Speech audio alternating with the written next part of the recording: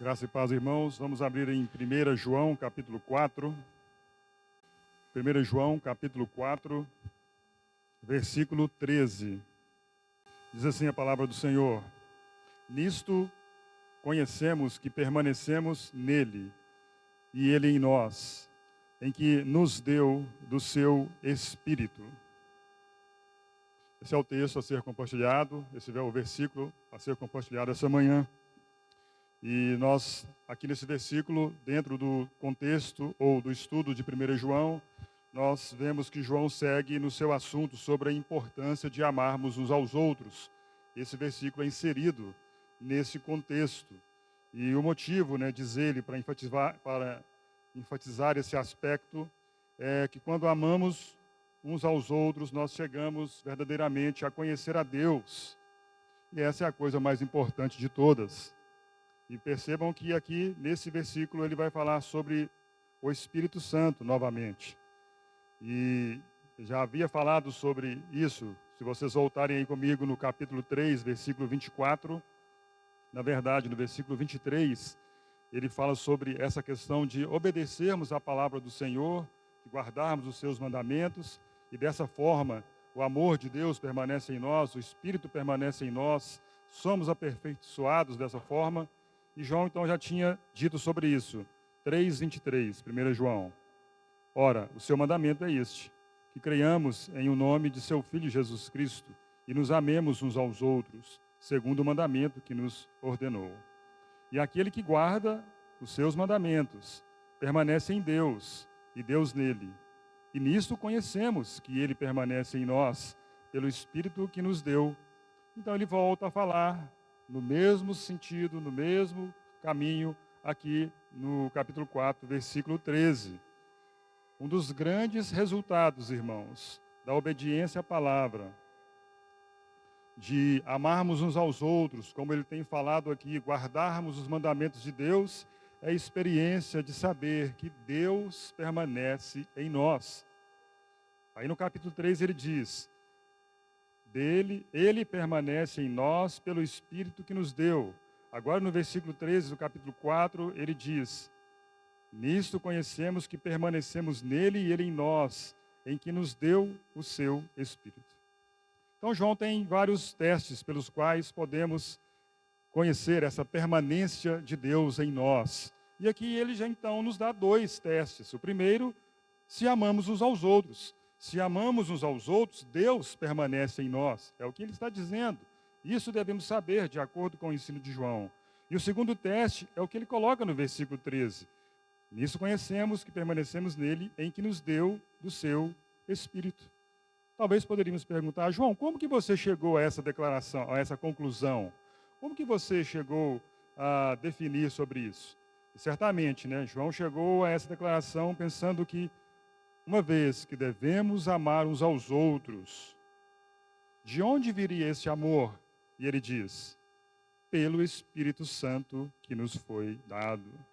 Ele imediatamente se lembra da pessoa do Espírito Santo. E os irmãos se lembram que João, ele não diz isso vagamente. Ele não fala assim de uma maneira rápida, de uma maneira passageira sobre o Espírito Santo. Talvez um dos evangelistas, dentre os quatro, que falam mais sobre a pessoa e obra do Espírito Santo, seja o apóstolo João. Os irmãos se lembram ali no texto, a partir do capítulo 13, que vai até o 17 do seu evangelho, quando eles estão em torno da mesa do Senhor, naquela última ceia, naquele último momento do Senhor com os seus discípulos, e o próprio Senhor então ensina aos seus discípulos, e é esse apóstolo, o apóstolo do amor, que vem trazer sobre a missão do Consolador, sobre a pessoa e obra do Espírito Santo, que ele seria enviado para convencer o mundo do pecado, da justiça, do juízo, e tantas outras obras que o Espírito Santo faria. Ele é o Paráclito, o agitador, é aquele que nos faria lembrar tantas coisas. Então aqui, quando João fala sobre isso, inserido no contexto de amar uns aos outros, ele lembra. Isso se dá por meio do Espírito Santo. Ele se lembra do Espírito Santo.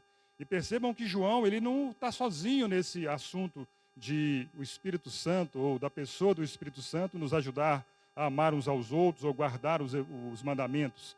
O próprio apóstolo Paulo foi lido aqui pela manhã, antes de começarmos a reunião, em Romanos capítulo 5, nos é dito pelo apóstolo que, ora, a esperança não confunde, porque o amor de Deus é derramado em nosso coração pelo Espírito Santo que nos foi dado, ou algumas versões, como a revista atualizada, que nos foi outorgado. E entendemos, então, por meio das Escrituras, que sem o Espírito Santo não podemos ter esse amor. Algo da parte de Deus foi dado a nós pelo Espírito Santo. O amor foi dado, foi colocado no nosso coração, como lemos nas Escrituras. E é isso que João coloca nesse versículo. Repito, inserido no assunto de amar uns aos outros. Irmãos, mas vejam aqui que grande doutrina, já dita no capítulo 3 e agora também inserida no capítulo 4. E aqui, nesse versículo, nós podemos extrair alguns fatos, alguns princípios dentro daquilo que João está querendo ensinar nesse contexto. Um dos princípios aqui que podemos retirar é que somos lembrados, e já falamos isso algumas vezes, mas é bom relembrar. Somos lembrados da natureza da vida cristã. Ou seja, muitas vezes a nossa concepção, o nosso entendimento da vida cristã, ele pode estar inadequado. Muitas vezes nós pensamos que a vida cristã é dessa forma ou daquela forma, e podemos estar diminuindo a grandeza da natureza da vida cristã. E uma das maneiras de nos ajudar a entender sobre essa natureza da vida cristã, sobre a vida cristã como um todo, é o que nós ouvimos ontem. Foi nos lembrados a respeito do Senhor Jesus ensinando aquele povo: ei, a minha palavra tem que permanecer em vocês. Se vocês não tiverem a minha palavra permanecendo em vocês, fomos lembrados ontem, vocês não darão crédito a ela. Moisés escreveu a meu respeito. Se vocês não acreditam em Moisés, por que vocês vão acreditar em mim? É o que nos foi dito, fomos lembrados. Então, a palavra de Deus, ou as epístolas do Novo Testamento, propriamente dita, nós encontramos instruções maravilhosas para entendermos sobre a natureza da vida cristã. Porque muitas vezes, irmãos, tendemos a limitar a vida cristã. O que acontece na história da igreja, ou o que aconteceu na história da igreja, que pode estar acontecendo hoje, é que nós criamos o nosso próprio Deus. Muitos criam o seu próprio Deus. E o Deus que nós cultuamos, muitas vezes, ele é daquela maneira. Olha, Deus só pode ser cultuado dessa forma. Deus só recebe adoração dessa forma. E limitamos a vida cristã como se nós fôssemos aqueles que ditassem a regra ou ditassem os princípios para adorar a Deus, como Deus deve ser adorado. E não somente na questão da adoração a Deus, do serviço a Deus, do culto a Deus, mas a respeito das práticas cristãs, da vida cristã como um todo, de amar o próximo, de amarmos uns aos outros, do jejum, da oração, da leitura, e criamos um estereótipo que muitas vezes não condiz com as Sagradas Escrituras.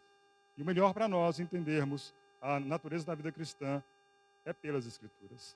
A palavra de Deus nos ensina sobre isso. Muitos tendem, então, a pensar somente, por exemplo, abandonar 2 ou 3 pecados, talvez pecados graves, pecados que eles acham que são grandes, e ir a um lugar de adoração. E para isso, ou para eles, isso é a vida cristã. Irmãos, mas o que é a vida cristã? O que você entende como a vida cristã?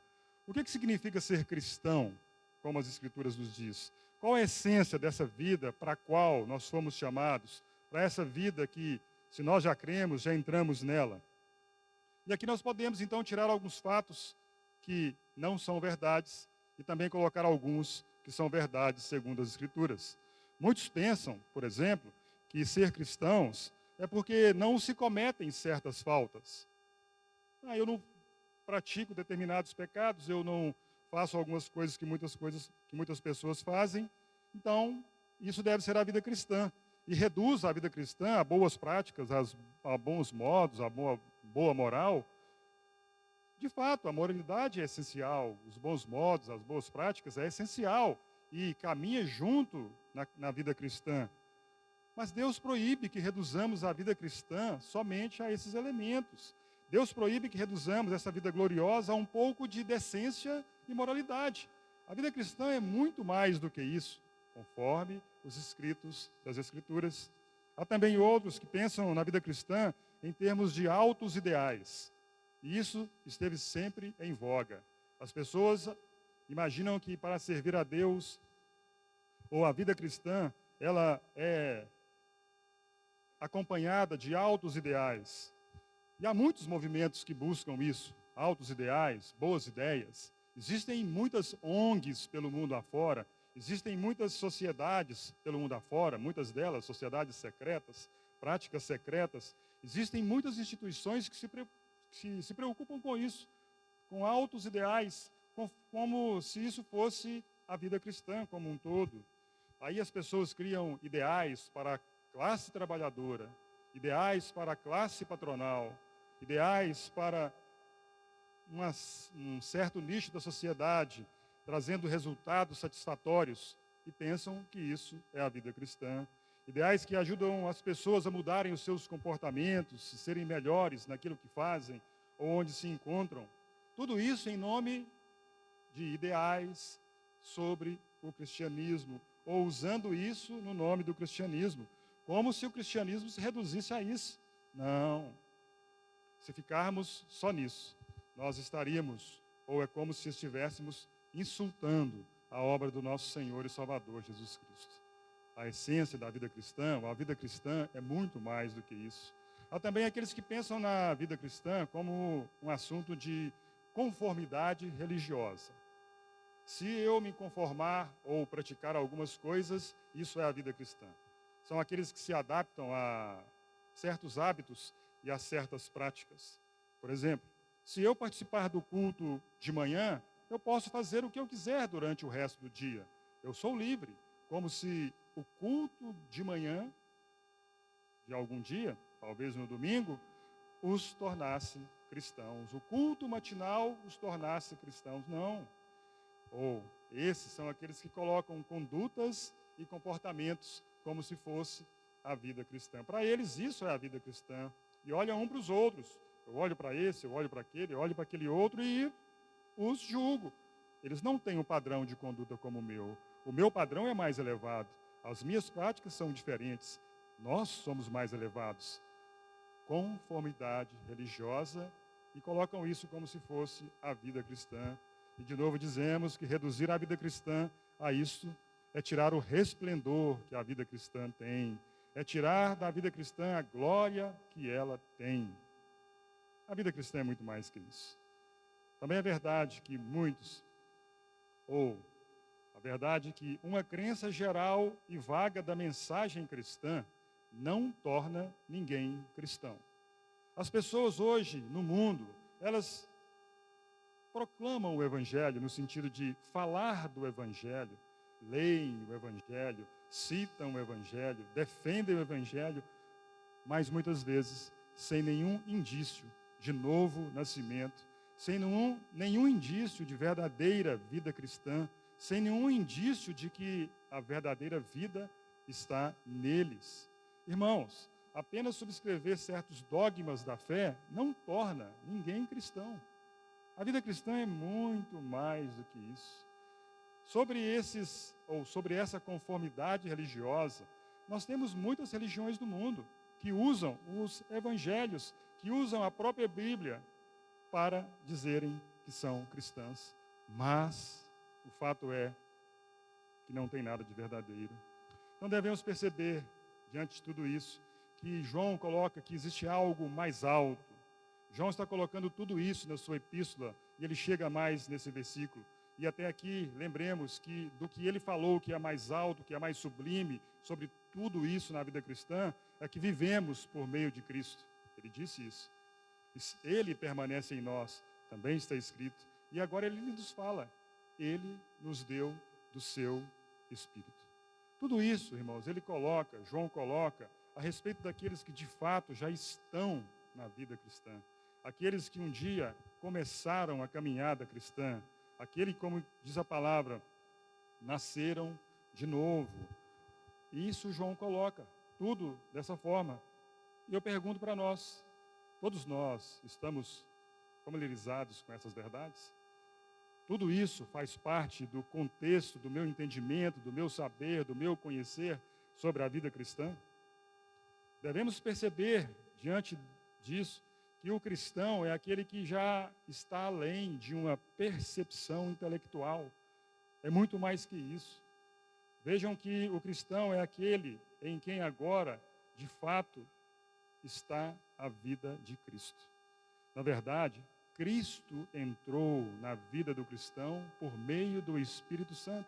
É isso que lemos no Evangelho. É isso que João quer colocar. Houve uma largueza no entendimento. O próprio Deus, por meio do Espírito Santo, disse a cada um de nós um dia: haja luz. E houve luz, pois foi esse mesmo Espírito que abriu o nosso entendimento no meio de tantos outros que estão obscurecidos no entendimento, que estão nas trevas. Esse Espírito, ou o Espírito Santo, abriu o nosso entendimento. Houve mudança em nós. Isso é o que entendemos. Nós temos uma consciência agora de um relacionamento com o Deus vivo, por meio do Espírito Santo, que João coloca aqui. Permanece em nós. Ou colocando na linguagem de Pedro, na sua segunda epístola, todos nós somos participantes da natureza divina, se de fato entramos na caminhada cristã. Então devemos ter um cuidado de não reduzir a vida cristã.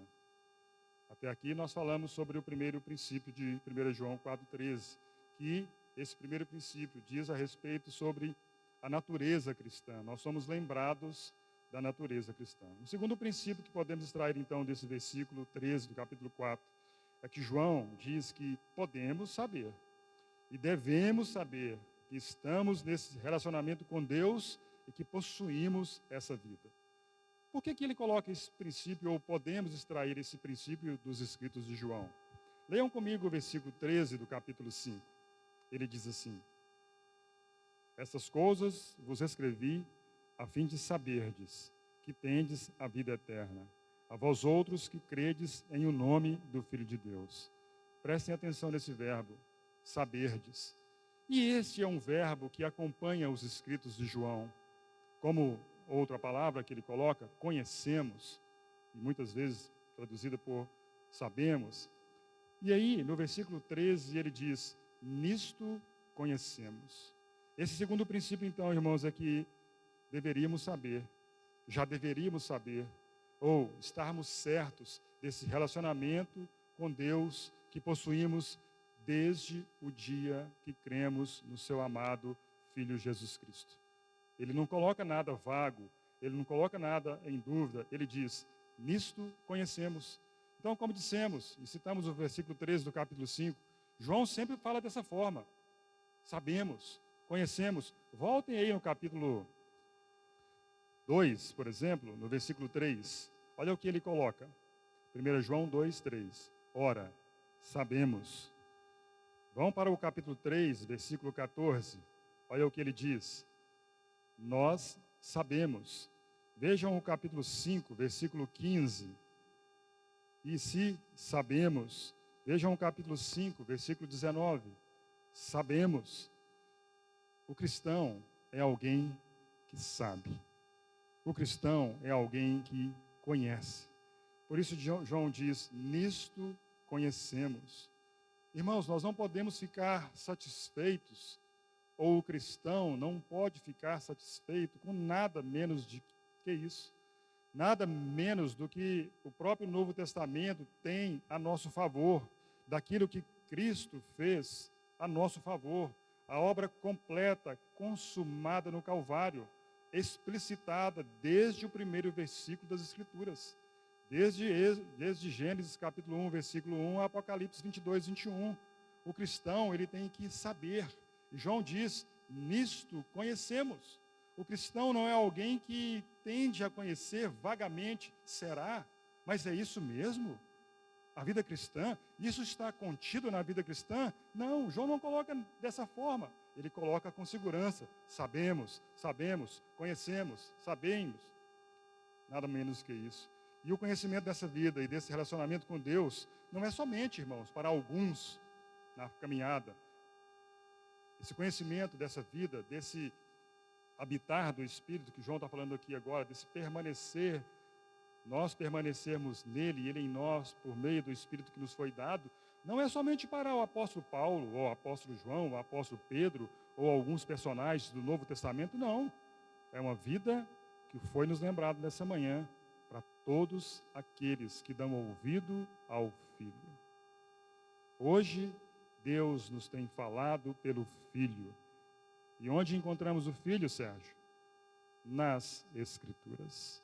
Nada foge e pode ser acrescentado às Escrituras. Então, colocamos dessa maneira que João coloca esse segundo princípio, que é um relacionamento para todos. Essa vida de conhecimento de Deus permanecer em nós e nós nele, é para todos, não é para os mais espirituais ou para os menos espirituais, para aqueles que oram de 6 às 8 ou oram nas suas casas, dentro dos seus quartos.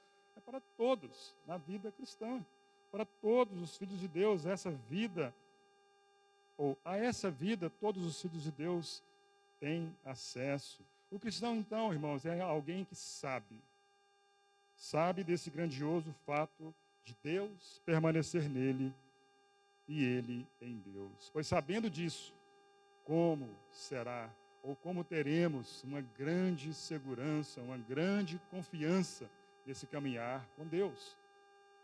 Nós poderíamos colocar da seguinte forma: houve um tempo em que nós andávamos mortos nos delitos e pecados, conforme a própria Escritura nos diz, afastados de Deus, sem vida com Deus, sem vida espiritual.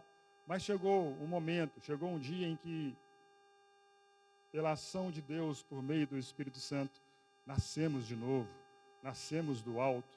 A vida de Deus entrou em nós pela fé. É o que diz as Escrituras. Porque pela graça sois salvos mediante a fé. Isso não vem de vocês, não vem de vós, é dom de Deus.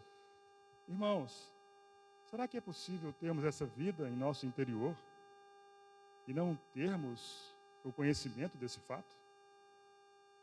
Será que isso é possível? A presença da vida de Deus em nossa alma é tão diferente da vida sem Deus que não temos como não ter o conhecimento desse fato. Por isso, se não temos a certeza, temos que examinar os nossos fundamentos, temos que examinar os fundamentos da nossa fé. A vida cristã não pode ser nada menos do que isso. João coloca isso desde o primeiro capítulo. Ele fala assim: a vida eterna que estava com o Pai vos foi manifestada. Sabem disso? Vivem isso? Gozam disso? Vivem dessa forma? Por isso, se não temos a certeza, vejamos os nossos fundamentos, pois o que nos foi oferecido, irmãos, não é nada menos de que Deus vir habitar em nós e nós nele. É o que João coloca no capítulo 4, versículo 13. Como se João estivesse lembrando daquelas palavras que o Senhor Jesus disse quando estava com eles, quando estava no seu ministério. E João registra isso no seu evangelho.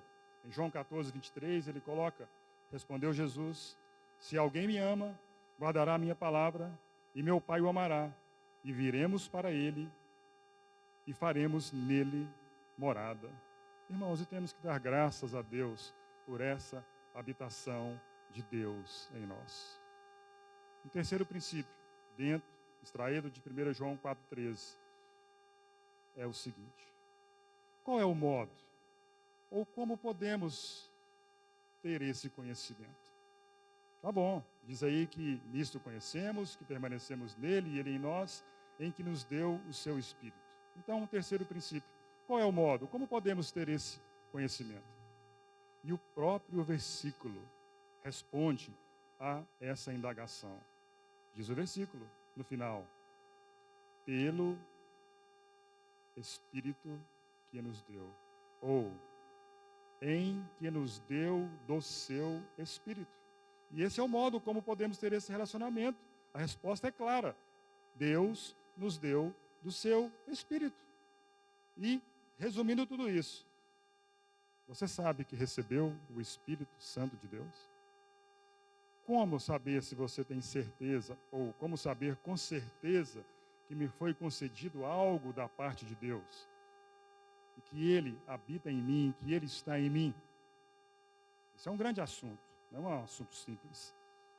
Mas é verdade que podemos sugerir, por meio das Escrituras, por meio daquilo que já sabemos, por meio da palavra, que podemos aplicar alguns testes a nós mesmos para saber se recebemos o Espírito Santo de Deus ou não. Então falemos por um instante de alguns desses testes. E começaremos do mais básico para os mais elevados. E o primeiro teste é o seguinte: você está preocupado com essas coisas de Deus? Você deseja ter essas coisas de Deus? Citamos algumas delas. Ele permanece em nós, vivemos por meio dele, ele nos tem dado do seu Espírito. Você está preocupado com tudo isso? Essas coisas te preocupam de fato? São essas coisas que te interessam? Se você responder sim a esse primeiro teste, a essa primeira pergunta, você pode ficar feliz. Eu posso ficar feliz, porque eu tenho o Espírito Santo. Você tem o Espírito Santo. Irmãos, quando olhamos para muitas pessoas hoje, quando olhamos para a sociedade como um todo, quando olhamos para aqueles, ou muitos daqueles que estão próximos de nós, não estão preocupadas nada com Deus, não buscam as coisas de Deus, não se interessam por nada do que diz respeito à Bíblia, à palavra de Deus. Eles se interessam, sabe por quê? Por notícias, interessam por política, interessam-se por esporte, interessam-se por personalidades. Mas aquele que tem o Espírito Santo habitando nele, aquele que creu um dia na pessoa de Jesus Cristo e que tem o Espírito Santo habitando nele, ele se preocupa com as coisas da alma, ele se preocupa com as coisas do Espírito, ele se preocupa em como agradar a Deus e em como não desagradar a Deus. Ele se preocupa sobre ter intimidade com Deus, em ter um relacionamento com Deus, sobre a eternidade com Deus, sobre a vida eterna, sobre o entristecer o Espírito Santo de Deus. Esse é o primeiro teste. E digo novamente, se você diz sim a Ele, você tem o Espírito Santo de Deus. Porque sem o Espírito Santo, irmãos, os homens ficam envolvidos nas preocupações terrenas, nas preocupações mundanas, corriqueiras, banais. Mas aqueles que têm o Espírito Santo, eles se preocupam com as coisas do alto, pois sabem que a sua pátria está nos céus, de onde aguardam o seu Senhor e o seu Salvador, Jesus Cristo. Esse é o primeiro teste. O segundo teste é um senso de ter cometido pecado. Aquele que tem o Espírito Santo, ele sabe que ainda tem dentro de si a semente do pecado. Embora ele tenha nascido de novo, embora a Bíblia diga que ele é uma nova criação, uma nova criatura, ele sabe que tem em si a semente do pecado. E ele luta dia a dia na questão de andar no Espírito e não satisfazer os desejos da carne. Esse é um grande teste, um bom teste. Ele sabe que existe uma fonte dentro dele emitindo desejos indignos, pensamentos feios, pensamentos insensatos. Mas ele odeia tudo isso. Ele não quer compactuar com tudo isso, porque o Espírito habita nele. Aquele que tem o Espírito Santo, ele clama, como o apóstolo Paulo fez em Romanos 7. E gostaríamos que lêssemos juntos, para entendermos melhor sobre esse assunto. Vejam o exemplo de alguém que tem em si o Espírito Santo, e da mesma forma nós podemos clamar, deveríamos clamar, e certamente estamos clamando se temos o Espírito. Capítulo 7, versículo 22 a 25, diz o seguinte, Romanos 7, 22 a 25, diz a palavra de Deus: porque no tocante ao homem interior, eu tenho prazer na lei de Deus, mas vejo nos meus membros outra lei que, guerreando contra a lei da minha mente, me faz prisioneiro da lei do pecado que está nos meus membros. Desventurado homem que sou, quem me livrará do corpo dessa morte? Graças a Deus por Jesus Cristo, nosso Senhor, de maneira que eu, de mim mesmo, com a mente, sou escravo da lei de Deus, mas segundo a carne, da lei do pecado. Esse é um teste, um senso de ter cometido o pecado, de estar desagradando a Deus, e clama da mesma forma que o apóstolo.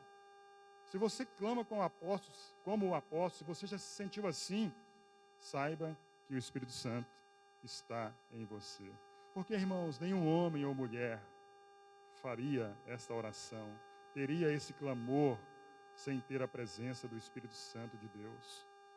O Espírito Santo é aquele que nos leva a ver-nos como pecadores e também a odiar a nós mesmos como a raiz do pecado e o pecado com os seus frutos. Esse é um grande teste. Se já passamos por ele, também glória a Deus. Um terceiro teste é o crer no Senhor Jesus Cristo, ou a crença no Senhor Jesus Cristo.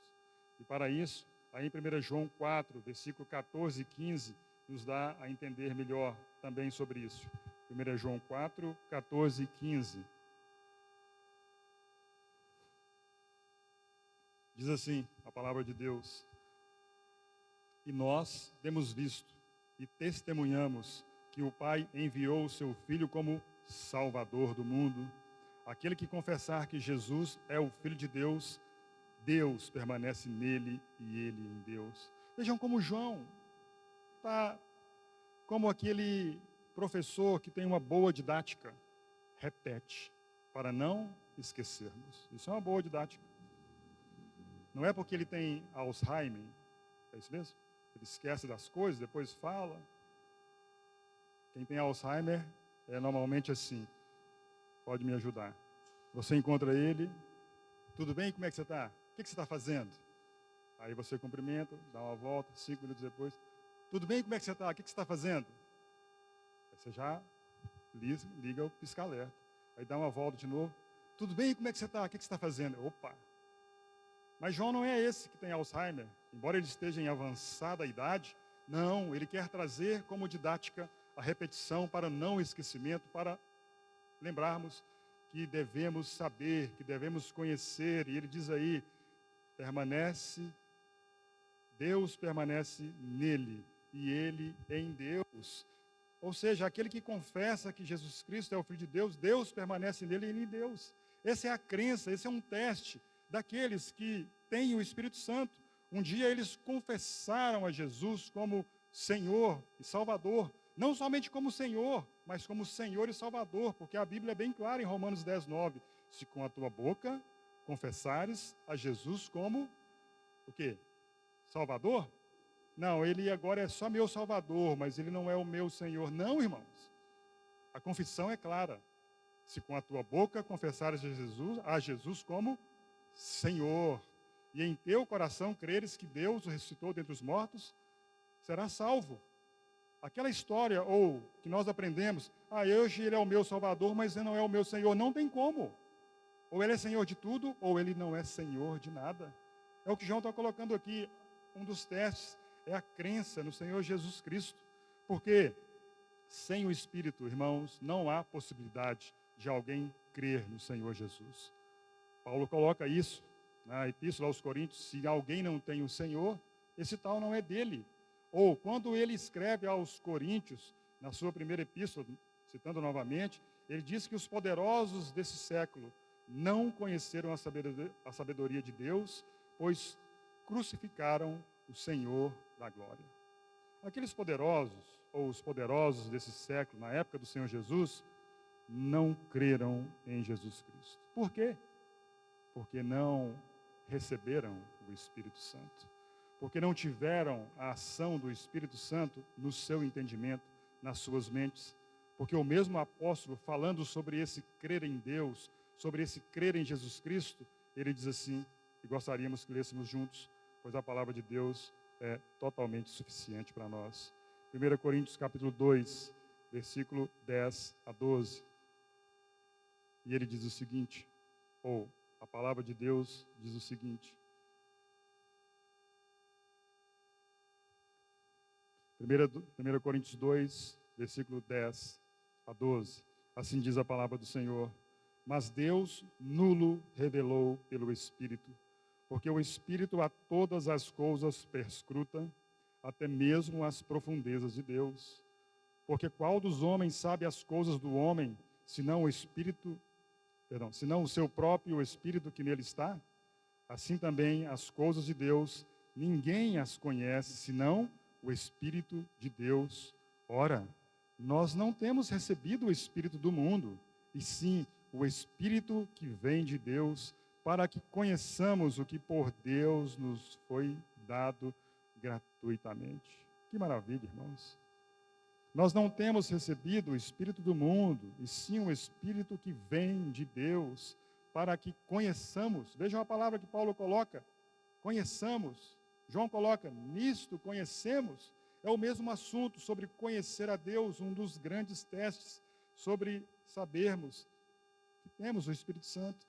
Mas aqui nos versículos anteriores, Paulo está dizendo: os poderosos, os grandes deste mundo, crucificaram o Senhor da glória porque não tiveram esse conhecimento, esse entendimento dado pelo Espírito Santo, ou porque não receberam o Espírito Santo. O crer no Senhor Jesus só é possível quando recebemos o Espírito Santo. Esse é um teste. E aí diz: conheçamos o que por Deus nos foi dado gratuitamente. Irmãos, o que nós já conhecemos de Deus que nos foi dado gratuitamente? Tudo foi nos dado gratuitamente. Você tem vida? É pela graça, é gratuitamente. Você creu um dia em Jesus Cristo? É gratuitamente, foi pela fé, foi o próprio Deus que te deu. Você veio a conhecer a Deus, o Pai, você veio a conhecer a Deus, o Filho, você veio a conhecer a Deus, o Espírito Santo. É tudo gratuitamente. Não foi força, não foi obra da sua carne, do seu braço. Eu quero conhecer a Deus. Eu vou conhecer a esse Deus glorioso, grandioso, que criou os céus e a terra. Não. Esse conhecimento foi guardado da parte de Deus para os poderosos desse século, para os grandes deste mundo. Não, não é para eles, mas foi nos dado gratuitamente em Deus, por meio do seu Espírito. Foi o próprio Deus que abriu o nosso entendimento. Isso é grandioso. Irmãos, fora o Espírito Santo ter aberto o nosso entendimento um dia, nós estávamos nas nossas casas, assistindo esporte espetacular, Netflix, batendo seriados, sei lá o que nós estávamos fazendo, maratonando, né, que os jovens falam isso, maratonar seriados. Estávamos na beira do rio, pescando e tantas outras coisas. Mas a crença no Senhor Jesus Cristo, como dissemos então, é mais um teste da presença do Espírito Santo nas nossas vidas. Mas tem um outro teste, que é você e eu, ou aqueles que creram, têm uma consciência interna de uma luta entre agradar a Deus e agradar a você mesmo. Esse é um teste. E alguém diz que, de acordo com as Escrituras, esse é um dos melhores testes para saber se o Espírito Santo está em você. Quem tem esse entendimento, ele sabe que no seu interior tem duas naturezas. Nós já falamos um pouco sobre isso. No seu interior há uma luta, como diz Paulo aos Gálatas, porque a carne milita contra o espírito e o espírito contra a carne, porque são opostos entre si, para que não façais o que porventura seja do vosso querer. Você tem essa consciência que existe uma luta aí no seu interior de você querer agradar a Deus e a sua carne não querer agradar a Deus? Duas pessoas em uma têm essa consciência. O velho homem, o novo homem. Um gosta das coisas celestiais. Aí dentro de você,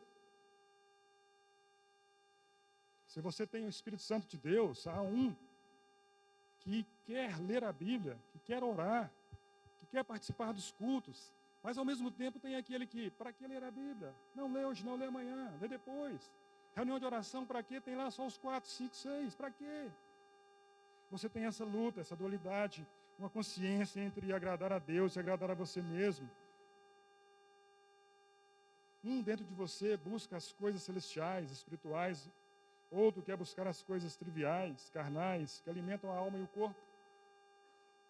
Se existe essa situação de conflito em você, se existem essas forças opostas, pode ter certeza, irmão, que você tem o Espírito Santo. Porque sem ele não existe esse conflito. Quando não existe esse conflito, o homem, o ser todo do homem, é tomado pelo velho homem e pelas coisas do velho homem. E esse é um bom teste. Mas tem mais testes. Você também, em um outro teste, você está ciente de que Deus está trabalhando em você. Paulo, escrevendo aos Filipenses, ele diz assim: assim, pois, amados meus, como sempre obedecestes, não só na minha presença, porém muito mais agora na minha ausência, desenvolvei a vossa salvação com temor e tremor, porque Deus é quem efetua em vós tanto o querer como o realizar, segundo a sua boa vontade. Irmãos, isso aqui é algo maravilhoso. Está escrito assim: Deus é quem efetua em vós tanto o querer quanto o realizar, conforme a sua boa vontade. Esse é um dos grandes testes também, para ninguém se orgulhar na presença de Deus. Você sabe por que você ora? Você sabe por que você lê a Bíblia? Você sabe por que você tem desejos nobres? É porque é Deus que efetua em você o querer e o realizar. Significa algo assim: estamos cientes de que Deus o Pai, e que Deus o Filho, e que o Deus Espírito Santo estão lidando conosco, elevando os nossos desejos para os desejos que agradam a Deus. Separado disso, nós não iríamos buscar as coisas de Deus. Os moralistas, os religiosos, eles gostam de dizer que fazem alguma coisa. Eles sentem-se orgulhosos quando fazem alguma coisa, sim. Mas nós entendemos que é Deus que nos leva a fazer as coisas. A glória não é dada a você, a glória não é dada a mim, não. Você é compelido, você é levado, você é, como diz Paulo, o amor de Cristo nos constrange, julgando nós isto. Ou seja, o próprio Deus nos leva a buscar a Ele mesmo, a fazer as coisas para Ele mesmo, a nos importar com as coisas dEle mesmo. Isso é um grande teste. Mesmo quando você diz, como o salmista, lá no Salmo 27, ao meu coração me ocorre, buscai a minha presença, buscarei, pois, Senhor, a tua presença. Ainda nisso, aquele que nasceu de novo e que tem o Espírito Santo atribui tudo a Deus. Tudo é obra do Espírito Santo que nele habita. Ele agradece a Deus, quem nasceu de novo. Ele agradece a Deus, por meio do Espírito Santo, ter levado ele a isso, ter levado ele a esse interesse pelas coisas de Deus. O cristão é aquele que sabe que tem um poder ativo na sua vida. Não é ele mesmo, como diz Paulo certa vez, não eu, mas a graça de Deus comigo. Ou seja, ele estava dizendo o quê? O próprio Deus, por meio do Espírito Santo, levando Paulo a fazer determinadas coisas, ser maior do que outros apóstolos. E por meio disso, por meio desse efetuar de Deus em nós, o querer e o realizar, segundo a sua boa vontade, irmãos, o cristão sabe que ele pode fazer muitas coisas. Esse poder opera maravilhas no cristão e também opera maravilhas por meio do cristão. Esse é um grande teste.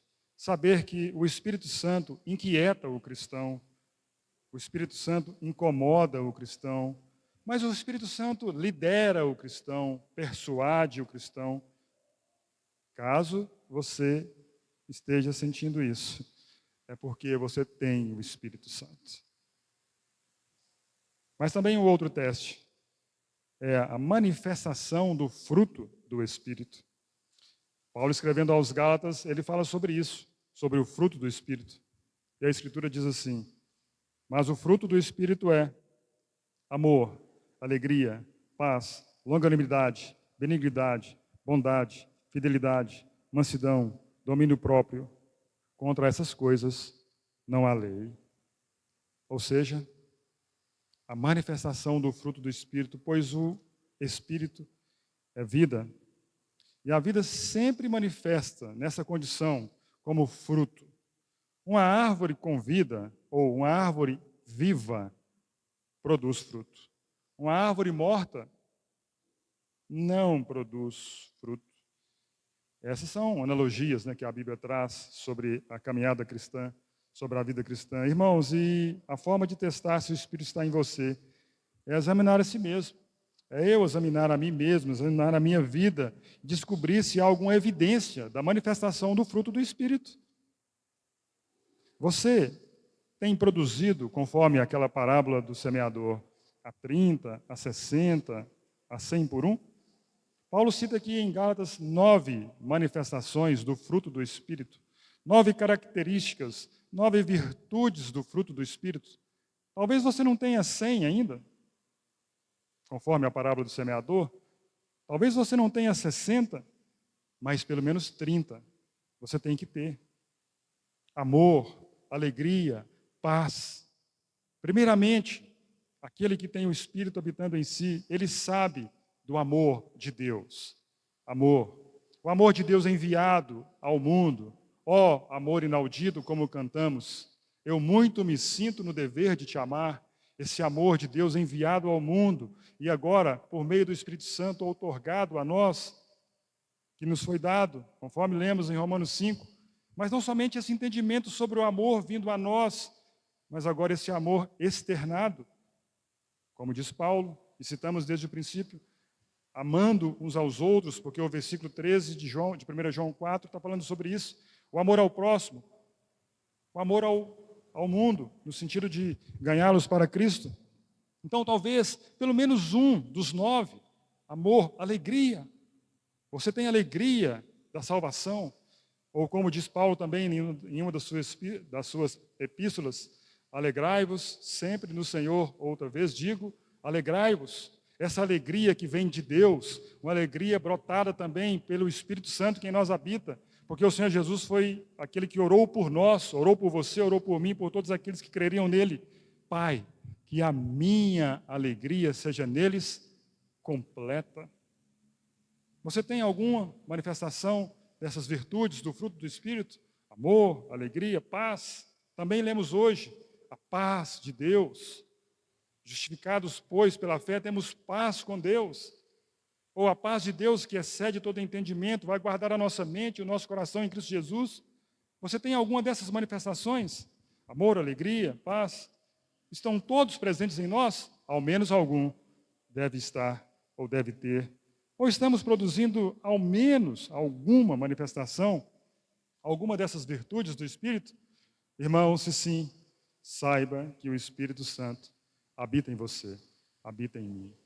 E em cada um de nós, havendo essa habitação, nos levará a sermos transformados à imagem do seu Filho, porque essa manifestação é para cada dia parecermos mais com o Senhor Jesus.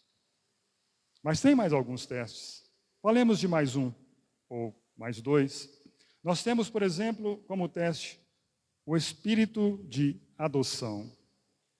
O Paulo também em Romanos, ele diz o seguinte, Romanos 8, versículo 15 e 16, porque não recebestes o espírito de escravidão para viverdes outra vez atemorizados, mas recebestes o espírito de adoção, baseados no qual clamamos, Abba, Pai. O próprio Espírito testifica com o nosso espírito que somos filhos de Deus. Olha que grandioso teste. Nós agora não olhamos Deus, não vemos Deus como um potentado, como um poder, como um governo, como um rei distante, longe, como aquele que governa sobre tudo e sobre todos e que não está perto de nós. Ao contrário, nós temos intimidade, nós podemos chegar juntamente, junto ao trono da graça e recebermos socorro em ocasião oportuna. Por quê? Porque o nosso relacionamento agora é de um pai com um filho. De um pai amoroso com um filho que quer agradar o pai. Por isso clamamos, Abba, Pai. O Espírito testifica com o nosso Espírito que somos filhos de Deus. Deus não é mais um soberano, sozinho na eternidade, santo, santo, santo, onisciente, onipotente, onipresente, e nós aqui, pecadores, não. Temos agora esse Pai para cada um de nós. E quando vamos a Ele, nós sabemos que Ele é o nosso Pai. Que Ele nos ama. E que Ele é como o pai do filho pródigo, que não abandona o filho pródigo, que está ali de braços abertos a beijar, abraçar, limpar, cuidar, colocar sandálias. Temos sim essa confiança. não temos medo dele. Esse é um grandioso teste também. E no último teste que vamos colocar, nós, como teste, podemos mencionar ainda os vários dons do Espírito Santo. Vários dons que o próprio Espírito pode conceder a cada um dos filhos de Deus. E existe uma lista variada desses dons. São mais de 20 encontrados nas Escrituras. 1 Coríntios 12, 13, 14, vai falar sobre os dons. Romanos, capítulo 12, vai falar sobre os dons. 1 Pedro, capítulo 4, vai falar sobre dons. Mas a Bíblia também nos ensina que nem todos têm os mesmos dons. O seu dom pode ser igual ao meu, o meu diferente do seu. Alguns, ou melhor, e também somos informados pelas Escrituras que o Espírito Santo distribui como apraz, como Ele quer, como Ele deseja. Dá um dom para esse, dá um dom para aquele. Isso é um grande teste. A Bíblia lá em em 1 Coríntios capítulo 12, ela vai falar algo grandioso sobre dons, serviços e realizações. Tudo isso governado pelo Espírito Santo de Deus. A Bíblia nos direciona também a buscar com zelo, buscar com zelo os melhores dons, principalmente que profetizeis. Mas também a Bíblia nos ensina, no meio dos dons, ali em 1 Coríntios, um caminho sobremodo excelente, o amor. E esse amor deve acompanhar o uso dos dons espirituais. Irmãos, esses são alguns testes. E lendo aí novamente 1 João capítulo 4, versículo 13. Nisto conhecemos que permanecemos nele e ele em nós, em que nos deu do seu Espírito. Lembremos desses testes. Se respondemos sim a eles, a todos eles ou algum deles, demos glória a Deus. Porque as promessas de Deus, irmãos, são sempre confiáveis. Podemos descansar que Ele cumpre o que Ele falou, o que Ele prometeu. E lá no Evangelho de João, uma das promessas é o seguinte: todo aquele que o Pai me dá, esse virá a mim, e o que vem a mim, de modo nenhum o lançarei fora. Vejam que fomos dados pelo Pai ao Filho, e a promessa é: nunca, de modo nenhum, o lançarei fora. Usando o Evangelho de Mateus para incluir aqui em 1 João as bem-aventuranças, uma delas nos diz: bem-aventurados que têm fome e sede de justiça, porque serão fartos. Na linguagem de João, poderíamos dizer: bem-aventurados que têm fome e sede de justiça, porque serão cheios da plenitude do Espírito Santo. Amém? E para um adendo a tudo o que nós falamos, eu queria ler algo do irmão Hernandes Dias Lopes. Até aqui, irmãos, que bendita segurança para todos nós, se respondemos sim a esses testes. Mas diz Hernandes Dias Lopes, de acordo com Hernandes Dias Lopes, nascer de novo é nascer do Espírito. Não é indicado por ter fé intelectual, emocional, ritos, cargos de liderança na igreja, batismo, prosperidade ou conhecimento teológico. E ele então dá um esboço sobre o nascer de novo. E esse nascer de novo inclui: 1. A certeza de ter uma nova mente, um novo coração e uma nova vida. 2. A possibilidade de se render ao Senhor Jesus Cristo e confessá-lo como o Senhor da vida. 3. A consciência de que Jesus pagou a dívida e morreu pelos pecados, ressuscitando para a justificação. 4. A compreensão de que Deus revelou todo o seu amor e misericórdia. E 5. O desejo de ser uma cópia de Jesus. Que Deus nos abençoe, que Deus abra o nosso entendimento e, como disse João, conhecemos, sabemos, que venhamos nos firmar diante das verdades estabelecidas pela Escritura. Amém? Deus nos abençoe, em nome de Jesus.